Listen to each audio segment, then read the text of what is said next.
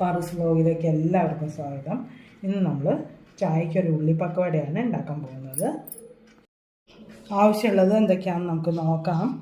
സവാള 2 എണ്ണം, പച്ചമുളക് 3 എണ്ണം, ഒരു കഷ്ണം ഇഞ്ചി, കുറച്ച് കറിവേപ്പില, പൊടികൾ മഞ്ഞൾപ്പൊടി, മുളക് പൊടി, കടലപ്പൊടി, ഉപ്പ്, അരിപ്പൊടി.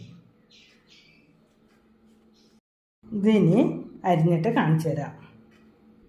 സവാള, ഇഞ്ചി, പച്ചമുളക്, കറിവേപ്പിലയൊക്കെ ചെറുതായിട്ട് കട്ട് ചെയ്തിട്ടിട്ടുണ്ട്. ഇതേപോലെ ആയിരിക്കണം. ഇഞ്ചിയൊക്കെ ഇങ്ങനെ ചെറിയ പീസസ് ആക്കണം. സവാളയൊക്കെ നീളനെ ഇങ്ങനെ അരിഞ്ഞിടണം.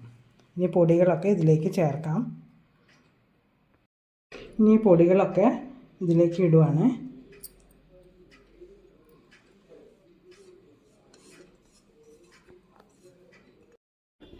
ഇനി നമ്മൾ ഇത് മിക്സ് ചെയ്യാണ്. ഇതിൽ വെള്ളത്തിൻ്റെ കണ്ടൻറ്റ് ഉണ്ടാവും, അതുകൊണ്ട് നോക്കിയിട്ട് വേണം. സവാളയിൽ വെള്ളം ഉണ്ടാവും, പോരെങ്കിൽ ഒരു സ്വല്പം ഒഴിച്ച് കൊടുത്താൽ മതി. കുറേ വെള്ളത്തിലല്ലാണ് ഇത് കുഴയ്ക്കണത്. ഈ സവാളയിൽ വെള്ളമയം കൂടുതലായിരിക്കും, അതുകൊണ്ടാണ് നമ്മളിങ്ങനെ ചെയ്യുന്നത്. ഇനി നമ്മൾ ഇട്ട പൊടികളൊക്കെ ഈ ഇതിൽ സവാളയിൽ മിക്സ് ആവണം. വെള്ളം ഇപ്പോൾ ഒഴിക്കരുത്. ഇതൊക്കെ നല്ലോണം മിക്സ് ആവട്ടെ. എന്നിട്ട് പോരെങ്കിൽ നമ്മൾ സ്വല്പം വെള്ളം ഒഴിച്ച് കൊടുക്കണം.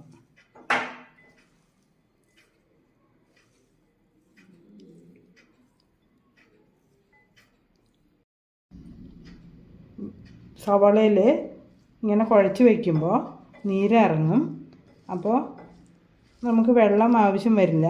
ഇതിൽ കുറച്ച് നീര് കുറവാണ്, അപ്പോൾ നമ്മൾ കുറച്ച് വെള്ളം ഒഴിച്ച് കൊടുക്കുകയാണ്. ഒരു സ്വല്പം, ഇത്ര മതി.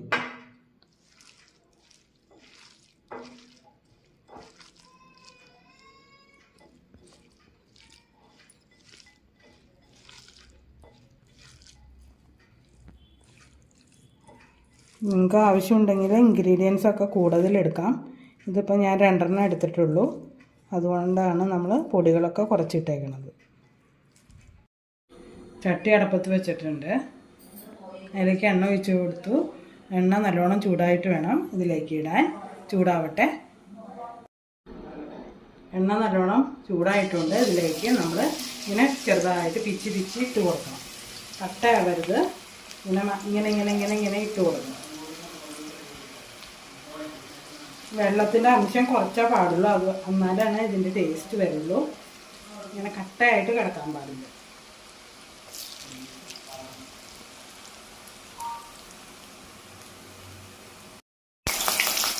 പിന്നെ നമ്മൾ ഇതിലേക്ക് 2 തണ്ട് കറിവേപ്പിലയും പച്ചമുളകും കൂടി ഇങ്ങനെ മുരിയിച്ച് ഇതിൻ്റെ മുകളിൽ ഗാർണിഷ് ചെയ്യാം.